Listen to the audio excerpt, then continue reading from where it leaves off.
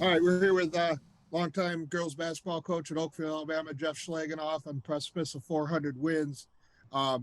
Coach, obviously 30 plus years doing this. Where did the desire to coach come from, and how did you get that bug? Yeah, I obviously grew up. I was always around sports. Played, baseball, basketball growing up. Played high school ball, so I always loved sports. Older brother that always kept me involved in that stuff. And a couple years after I graduated, my high school coach Larry Jones and Gary Kirkowski were my two guys. They were looking for a modified coach, and I was in college, and said they needed somebody, and hey, it pays, I think it was $650. I'm like, oh, okay, great. I'm a college kid. It sounds good. I get to coach a sport, and fell in love with it, and coached modified here a couple of years, and then when I was student teaching at Elba. I was student teacher for Tom Noack, who was the girls coach there. I coached a year a girls modified over there. And, I got the varsity job here in 1991. So, and really loved it from day one. And it was something that just kind of grew and grew and grew. And, here we are 32 years later and still doing it. Like I said, on the, one win away from 400, what, if anything, does that number mean to you? And maybe even mean to the program? And did you ever think you would get to this level? No, I mean, if you'd have asked me back then, if you're going to coach 32 years and 400 wins, and I would have thought you were crazy. I never thought about that. Didn't even probably know what that number meant. And what it means to me is that I've been really blessed to have a lot of really good players and kids that have bought into our program and the support. My wife, Tracy, coached JVs for me for a lot of years, and obviously is first and foremost to my three kids, Kylie, Kelsey, and Jordan, and their support along the way has been great. My mom, when she was alive, was at the beginning really was a huge support network for me, and then beyond that, my in-laws and my extended family, but my school family, the administration that I've been blessed to work with over the years has been super supportive of what we tried to do. I've got a ton of teachers that were here when I started coaching, guys like your dad and Gary Kirkowski and Art Goldstein and Tom Woodruff, and those guys were mentors to me, both as a student when I was here, and then when I became a colleague of theirs in the classroom, and just guys that I looked up to. I think Liz Conway was there's some great people that when I was a kid starting out as a teacher, how to work with kids, and I think a lot of those lessons transfer over to coaching. And just that network I've had, with the various administrators and our current administration now that just allow me to do what I love to do, which is teach and coach. Yeah. You mentioned your daughters obviously getting to coach Kylie and Kelsey for, their whole careers. That had to be special for you. And like you've mentioned before, maybe a little difficult, because you're their father first and, their coach second. But what was that experience like? Yeah, it wasn't always easy. There's a balancing act there because you have, your dad first, and you want to make sure that relationship you have with your kids is first and foremost. But, I got some really good advice from some people around Section 5 that had coached their daughters, and how to maintain that balance. And I think we did that for the most part. One guy told me, never bring the game into the house. So there were a lot of nights that we might have sat in the garage and talked about the game before we walked through. But once we walked through the door, we were dad, kid. And I think that was important. And, but to get to experience a lot of their success, the victories and the positive things that they both experienced. Kylie had, her teams had a great 4-year run, a couple league titles, and, fell a little short of the sectionals, and, Kelsey's her freshman year got to experience a sectional championship with her teammates. And just to be a part of that, both as a dad, you're proud, obviously, watching them be successful, but as a coach too, to get to experience that with them. Not a lot of people get to do that. So, I'm really blessed that I got to do that with them. You mentioned the sectional titles, and we've talked about this before. I think it was your 4th year in 1995. You won your first one. Must have seemed like it was easy. Didn't win another one until, like you mentioned, when Kelsey was a freshman, and I think 2019. What was that like in between? Like you mentioned, you had a ton of good teams, but could never get over that hump. Yeah, I mean, that first group that won it. I mean, when I took over the program, they had struggled a little bit, but I had a group of young kids that I had coached actually as modified kids in 7th grade. And maybe I was just a dumb, naive kid. And I remember saying, and some of them would tell you if you had them, I told them, I go, you guys are going to win a sectional title someday. I didn't even know what that meant, I think. And then as seniors, they did it. And it was just, so that group was a special group. My niece was on that team. And yeah, it did seem kind of easy. So it was, but they were really good players. And I think then, not that we didn't work hard, because I think we did, because you always want to get back there and win another one to kind of validate the first one. But yeah, we had some good teams that ran into some really good teams in sectionals, and and just didn't quite get over the hump. And Kylie's senior year had a really good team that had seniors that had been around for 4 years and talented kids, and ran into a tough team in the semis. And so the following year, when Kelsey was a freshman, we thought we could be good. I don't know if we thought we were sectional champion good, and they just kept getting better all year, and the team chemistry was great, had great leadership, and we really, I think not just me, but I think everybody involved really appreciated the journey more, like enjoyed every step of the process. We kept talking about that season, was every game and every practice. And I think didn't take anything for granted, because after almost 20 some years, you don't know if it's ever going to happen again. So I'm really fortunate that it did, and how that season played out. There's some really, fun games in the sectionals that we got through. So, yeah, it was certainly special, and makes you appreciate, I think, that much more. Absolutely. One of the things with your longevity is you've seen a lot of, old time coaches go.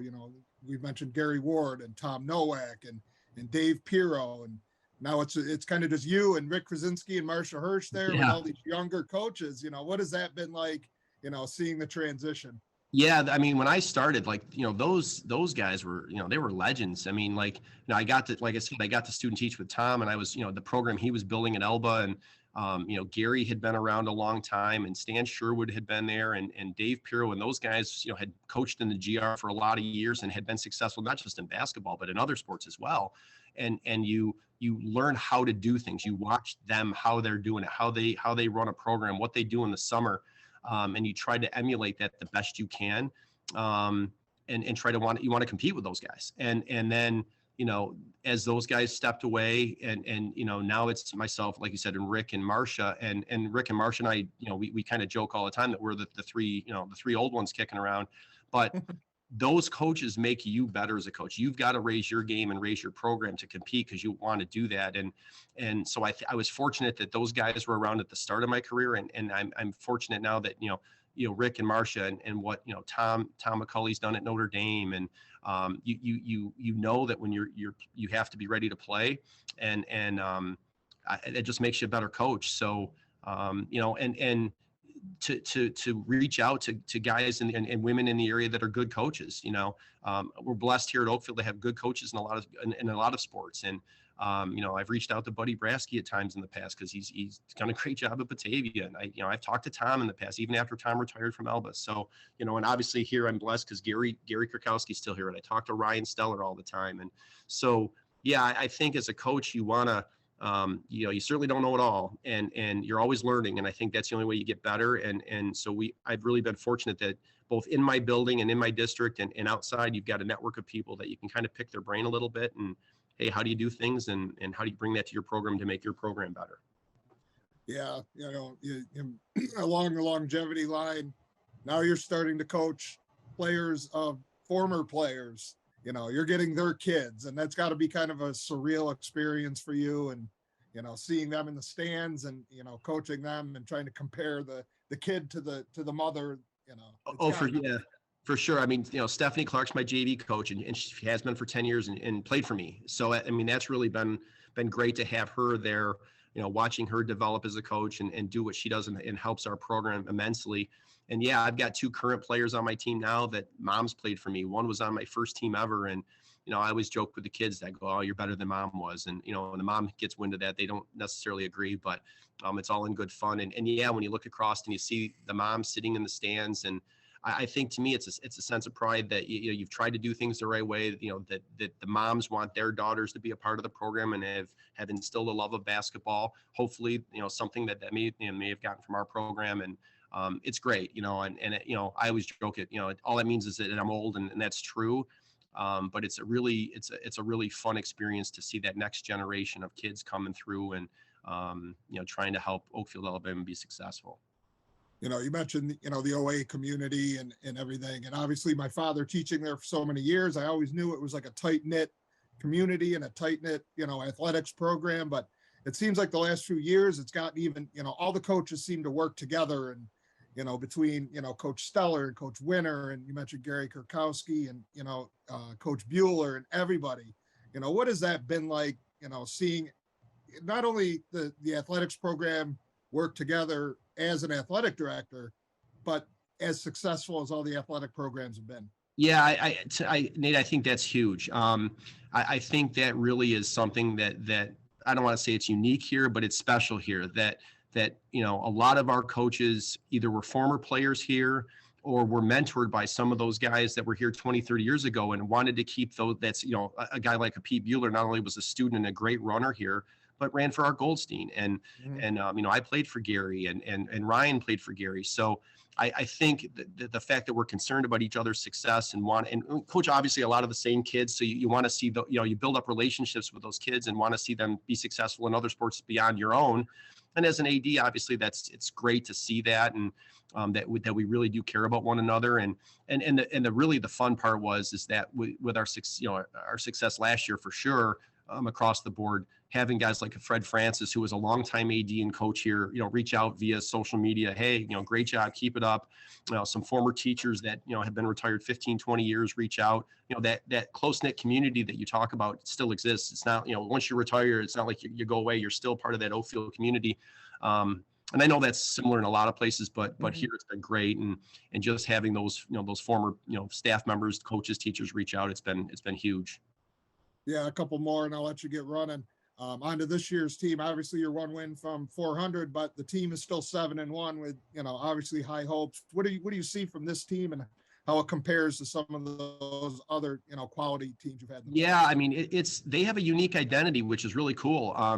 We don't have a lot of size, but we're quick. We shoot the ball pretty well. And, I think they're developing their own identity. The nice thing is a lot of these kids played last year and they're in different roles this year. So, they're being asked to be leaders or they're being asked to do more of the scoring or the ball handling or whatever. So I always think as a coach, it's fun watching kids take on new roles and not just kind of do the same old thing and get outside of their comfort zone a little bit. This group is really a hardworking group of kids. They're fun to be around.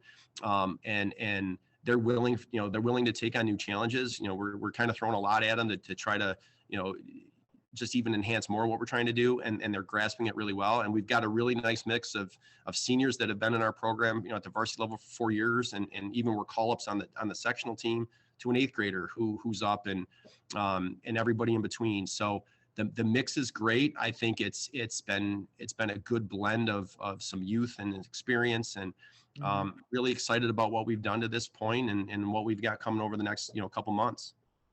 Okay. And, the one last one, you get over 3 decades of coaching, your daughters have come and gone, your son has graduated, now the questions come, is there, obviously you still love doing it. You still love being out there coaching and being with the kids. And, when does the thought start to come? How much longer am I going to do this? Or does it not even come? Do you think it'll just come one day and you'll kind of know? Yeah, it's funny. I think as you get towards the end, you think about maybe when the end will happen. But I think you nailed it. I love doing what I do. Fortunate, like I said, that our school supports me in doing what I love to do. And I think as long as you enjoy it and they're willing to keep you on, that you'll keep doing it. Like I said, I look at a guy like Art Goldstein, who's he probably wouldn't mind me saying this. He's in the 70s and he still as enthusiastic as he was when he was a young coach and loves being around the kids. And I think ultimately it's how you still relate to kids. And if you can still relate to them and coach them and help them get better, then I think you're crazy if you don't keep doing it. So, that time may come. It's not there now. Like you said, I love doing what I do. And as long as I think I've got something that can benefit kids, then I'll probably keep doing it. So.